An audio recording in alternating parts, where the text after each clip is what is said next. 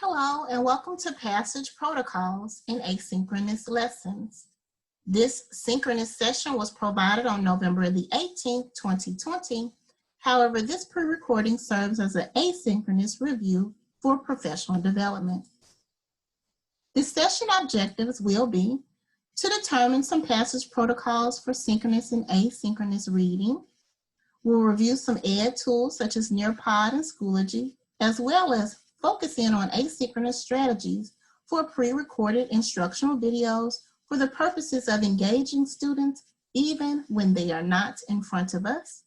Then in the end, we'll discuss some CMO assessment check documents for the purposes of guiding us through our data meetings, which will occur bi-weekly. Now take a few moments and download your materials.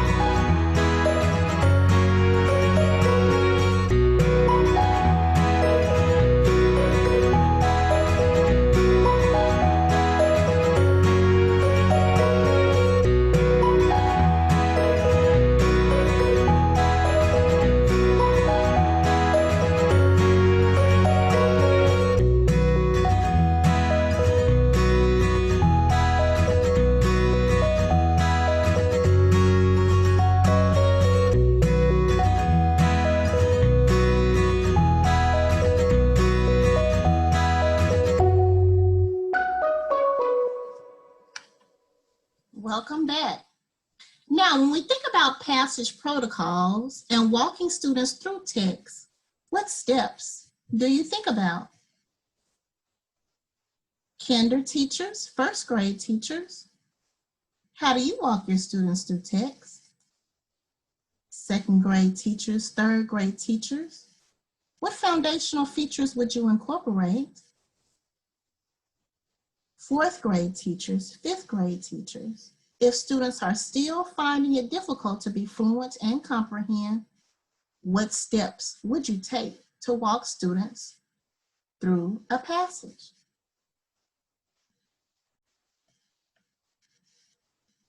Well, you may have said that you try to pull text that would correlate to the curriculum to provide some interest. You also will build some context around the text to help walk them through. Maybe fall back and build background for them to understand the nuance of text, backdrop setting. You may want to incorporate time to examine some story elements, but also look at sentence structure and vocabulary that is embedded within the text. Great. But also when setting reading goals, we want to activate prior knowledge. We might even want to browse the story by looking at the title and author and illustrations to kind of get a gauge on what to expect when reading But then don't forget that in the end, we're going to dive into text-dependent questions asking those important W's: who, what, when, where, but how and why.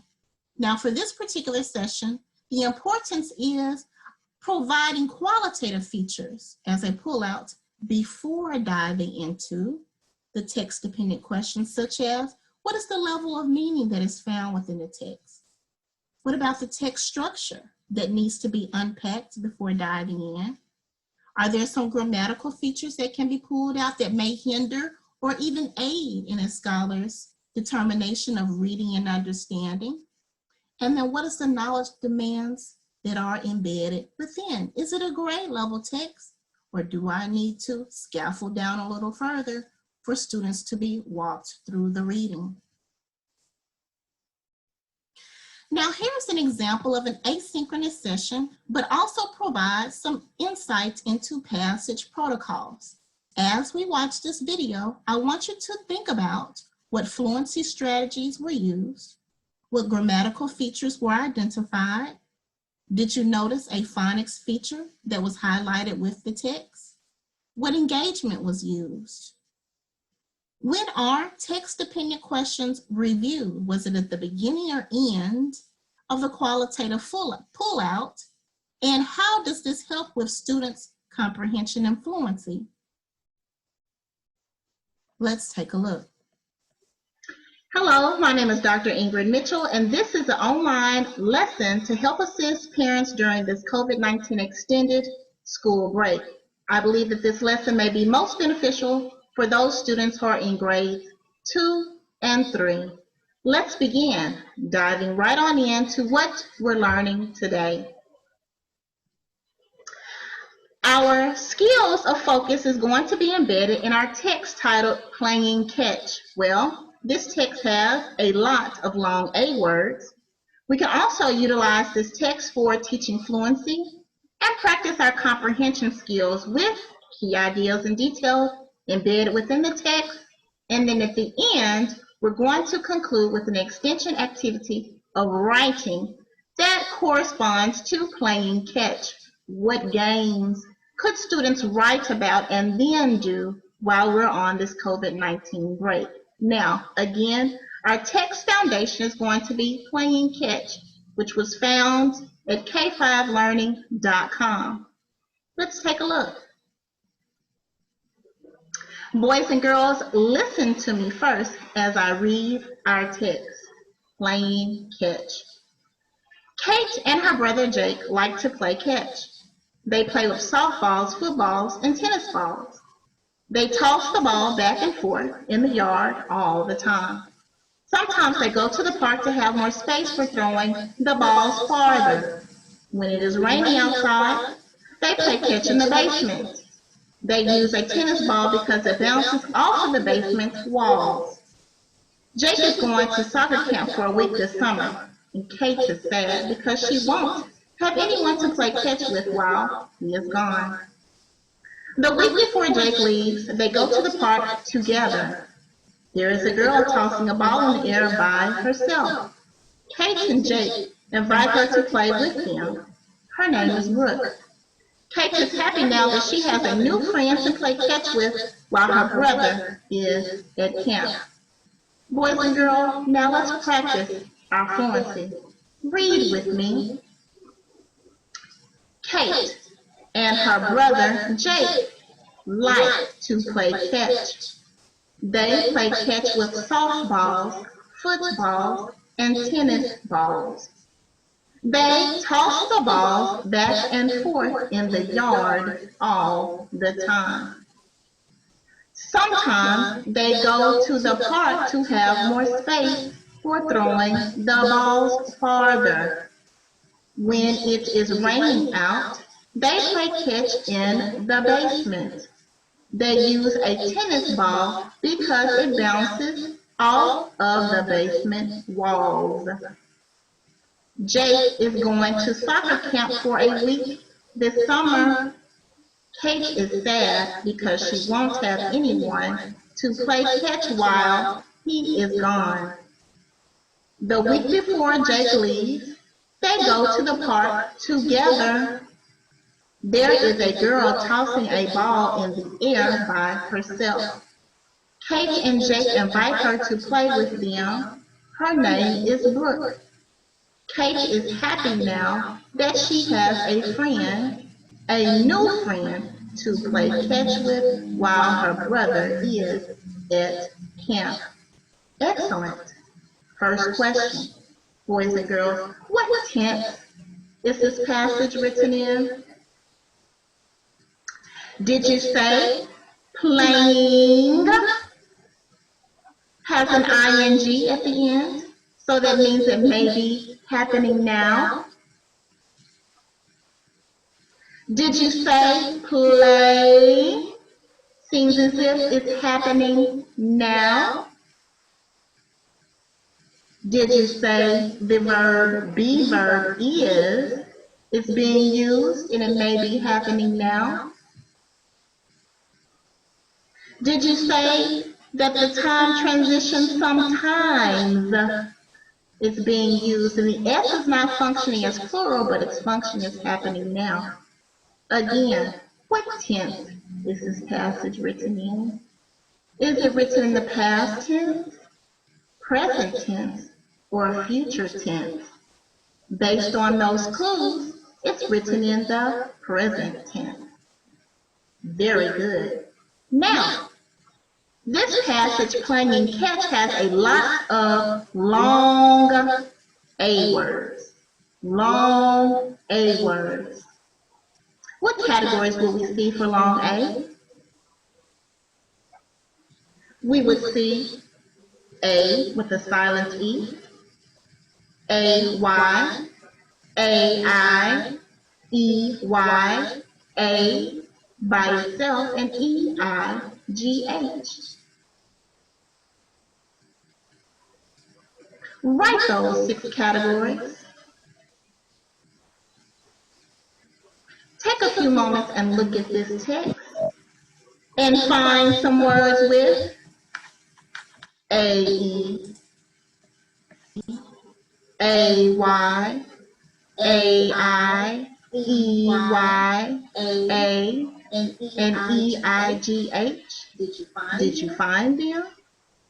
If you did, in the category A with silent E, you would have found Kate, Jake, basement, not a compound word, knit is a suffix, name. In the A-Y category, you would have found the word play. In the A-I category, you would have found the word raining. Rain being the base word. For E-Y, the word they.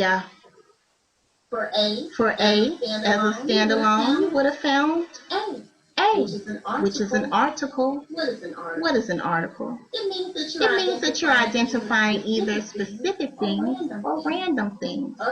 Other examples for articles are the, a, and an, A-N. The last word was A as in 8. There was nothing for this category, but it does make a sound, as in, again, 8. E-I-G-H-T. Very good. Let's move on to the next. Boys and girls, you did such an excellent job. Let's sing a song with A words.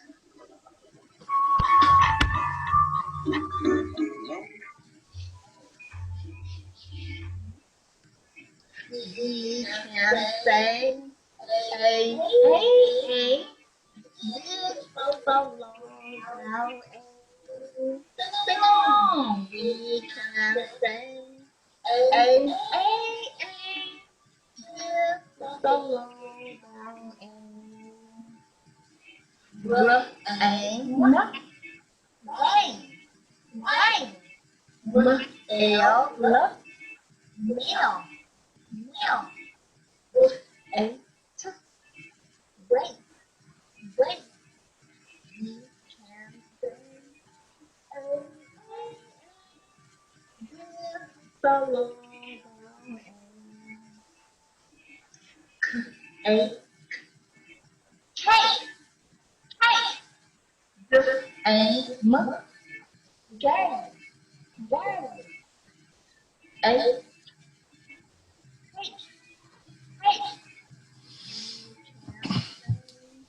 A solo A A A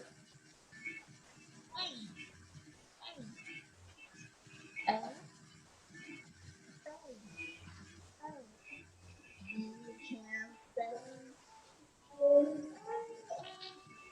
this solo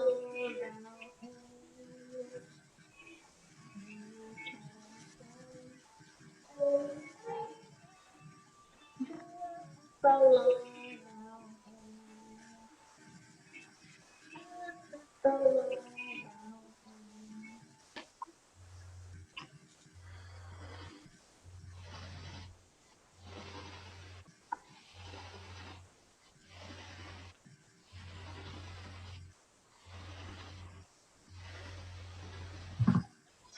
Now let's return to our text and answer some questions based on the key ideas and details found embedded within.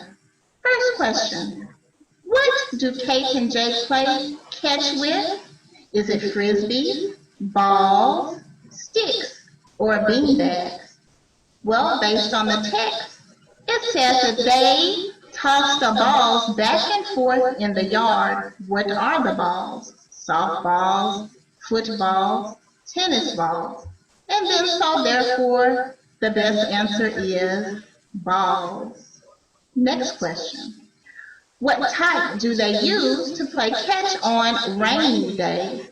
Pillows, soccer balls, apples, or tennis balls? Well, based on the text, it says when it is raining out, they play catch in the basement.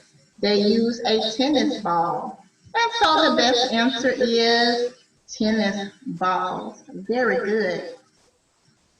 Next question, where do Kate and Jake go the week before he leaves for camp? Is it the pool, the school, the park, or the beach? Do you remember? The week before Jake leaves, they go to the park together. The park is the best answer. And last question, who is tossing a ball in the air at the park? Is it Brooke, Brian, Bree, or Brad? Love this alliteration with the use of be. But the answer is what based on the text? Kate and Jake invite her to play. Who did they invite? They meet a girl whose name is Brooke. And now she is Kate's friend while he is gone. Brooke. Very good. Now parents, as an extension to our lesson today, the prompt is going to be to think of some games that you can play at home while on this COVID-19 break. Who would you play your game with, boys and girls? Where at home would you play this game? And explain with clear details how this game would be played at maximum potential. So parents, what would you look for in a second and third grade writing? 3 to 5 sentences, but then make sure that the grammar is correct, they have strong sentence structure, and that they're answering the questions to the prompt above. Thank you, and I hope you enjoyed this lesson, and I'll see you next time while on COVID-19 Extended Learning Break.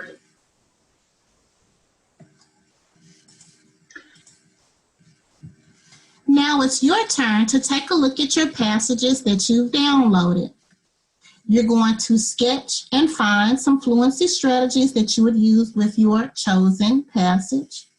What grammatical features would you pull out? Do you see any phonic applications that you want to apply? What scheme of vocabulary would you ensure that scholars know before reading?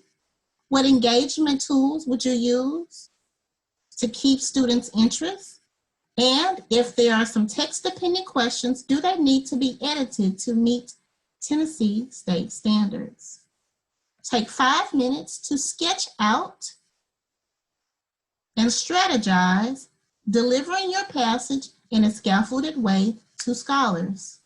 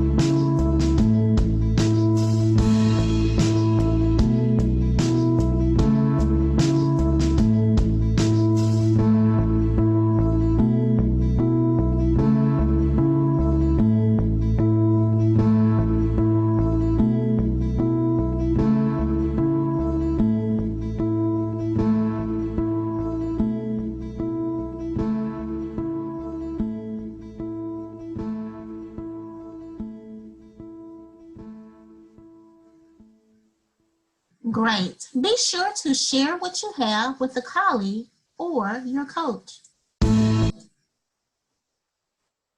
And discuss your fluency strategies, your grammatical features, your phonics applications, K through 5, how you determine some schema vocabulary, and the engagement you use before diving into those text-dependent questions.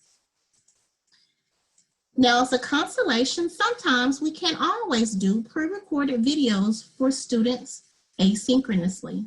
However, Nearpod is a way to provide students with synchronous and asynchronous media, formative assessments, while making lessons interactive even when they are not with you. So now's the time to discuss some takeaways with a partner or your coach.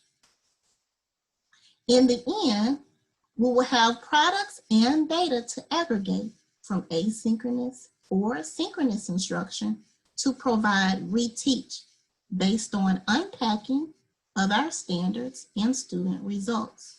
We'll use this information, products, and data to review and analyze during our data meetings.